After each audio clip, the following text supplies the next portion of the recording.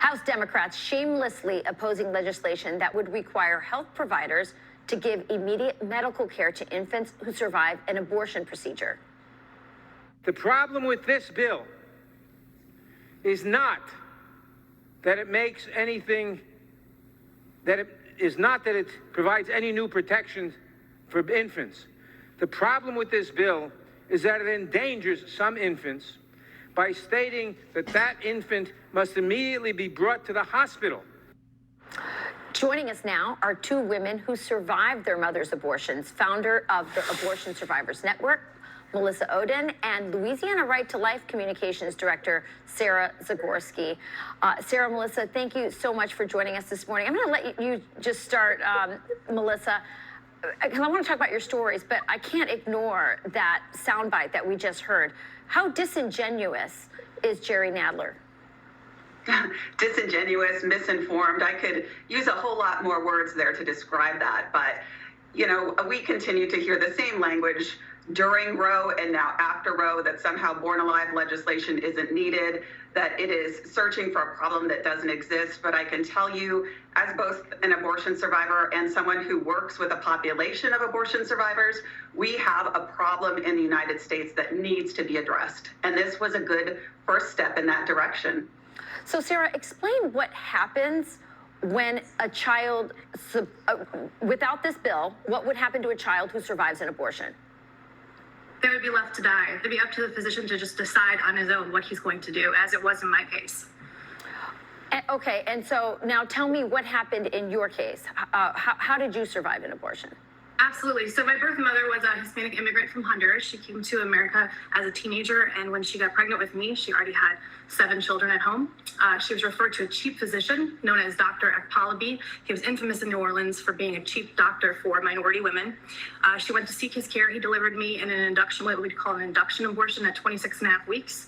And he then advised my mother to let me die on the table because I wasn't breathing. And he said that I would be a mental vegetable incapable of having a normal life. Lies, lies, lies. You're here and beautiful and certainly alive and well. Melissa, what happened to you? My story started 45 years ago. My birth mother, as a 19-year-old college student, was forced to have a saline infusion abortion. And I soaked in this poisonous salt solution for 5 days. Should have been scalded to death. They believed that the abortion was doing what it was set out to. And on the 5th day of the abortion procedure, I was delivered, believing I would be a dead baby, a successful abortion, and I was accidentally born alive. Demands were also made to leave me to die, and I now know that at least one brave nurse rushed me off to the NICU, unwilling to just leave me there past the minutes that I was. And, you know, I shared with members of Congress the other day that my life, Sarah's life, no child's life should ever be left in the hands of whoever is working that day to do the right thing. Melissa, how many babies do you think this happens to? If there is a bill like this that by law requires nurses and doctors to provide medical care to an infant who survives an abortion, how many babies will be saved instead of left to die? You know, it's really interesting because part of the problem we have in the U.S. is we don't have any reporting requirements federally, and we don't have even just a handful of states who report out the number of abortion survivors. If you look through state reports in Minnesota and Texas, we have babies who are surviving abortions. It's being reported like it's supposed to be in that state. But in those reports, they are still recording that those babies are being left to die. This is not acceptable.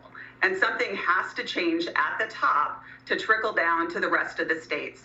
And we know statistically, we'll be putting out research at the Abortion Survivors Network based on Canadian data.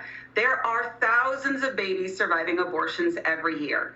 We are hearing from women now who are having babies survive both chemical abortion pills. And so we aren't even capturing those who survive in the first trimester. Yeah, absolutely. You know, 40% of abortions are now chemical abortions done at home. Sarah and Melissa, thank you for sharing your stories.